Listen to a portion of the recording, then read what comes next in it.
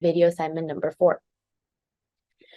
So the general topics that we covered in class for the week were food security and insecurity, sustainability within food production and the food industry, United Nations Sustainability UFSS, and greenhouse gas emissions and the effect on the environment and one can reduce it. Specifically, we discussed what the United Nations has in plan in order to become more sustainable.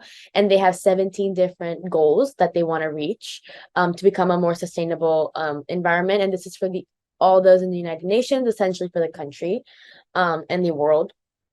Additionally, we covered a lot on, sustainability within residential areas and how building houses differently and implementing new things in houses can make an entire area much more sustainable. And these were really important topics to cover because knowing what's more sustainable in, your own house can help you implement those parts a lot easier, such as, applying solar panels, changing how you compost, and putting in, to use less energy or electricity in order to be more sustainable.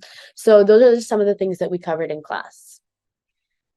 It kind of leads me to the article that I wanted to talk about.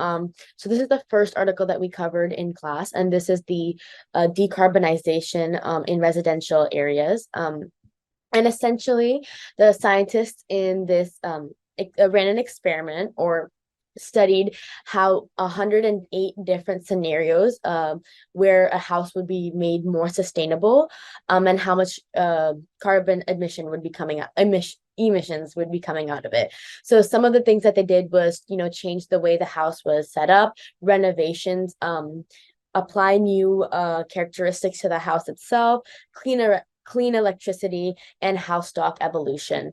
All of these kind of gathered together to show what was the most sustainable to apply to a house and what was the least sustainable. And this was very important to learn about because these are just some things that we can also implement in our own houses, like solar panels. If we live in a sunny area like California, then solar panels are obviously an amazing idea, and it provides energy that's already there in the environment. And this is just something that they covered in their article as well, to utilize what you have in your environment. And that a bigger finding was that although making everything in a residential area completely clean and electric is possible, complete decarbonization is a little challenging because carbon emissions do still come from things that are sustainable, but we can significantly reduce it with changing how we set up our houses. And I thought this was very interesting. And it kind of leads me to our class discussion, which was on the Sustainable Developmental Goals of the United Nations.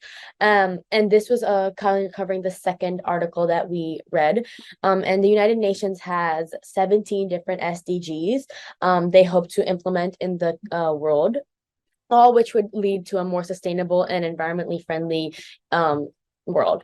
We covered on what actions would be taken to actually have these sustainable changes in our large cities, because those are easier for these small things to be implemented within. So, no poverty would include, reform and minimum wage and changing how we price foods, the location, and all of these were able to be studied in large cities like New York, Chicago, Philadelphia.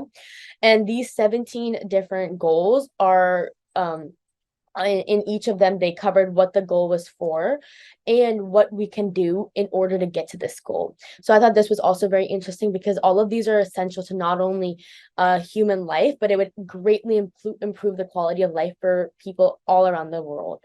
And we covered policies that would help support and implement each of these sustainable developmental goals and what the local government, and when I say local, I mean, the government in a country could further do to help some of these, like,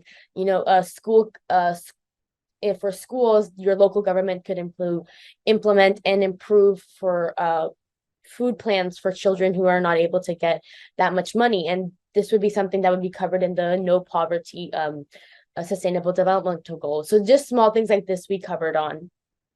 And it also leads me to my article that I found. And in this article, the scientists analyzed global greenhouse gas emissions by sector.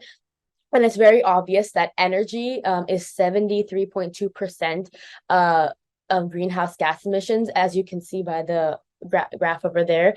And that's, you know, terrible. And especially the fact that, a lot of people assume that aviation has a lot of greenhouse gas emissions, which it does, but compared to the energy in total, it's not as much as driving your car or taking the bus to work every single day.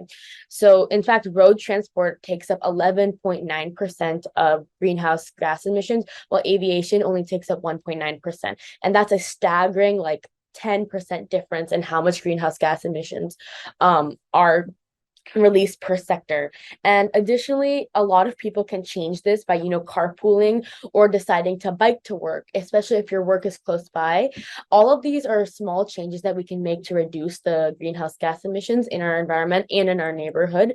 And seeing this chart kind of helps put it in perspective and visualize what part of the environment or what part of our community is least sustainable and produces the most greenhouse gas emissions, and how we can, as individuals in our community, it is, like we saw in the video, that it is our duty to kind of uh do what we can to fix or reverse the effects of global warming and become more sustainable.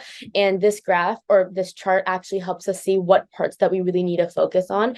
And obviously we can see that energy, especially energy use in industries such as work, physical production, chemical production, food production, is extremely high at 24.2%.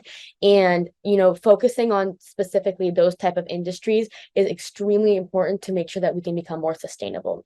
So that's what I kind of found out of this article, and I cited it at the very bottom. And that's my video discussion. Thank you.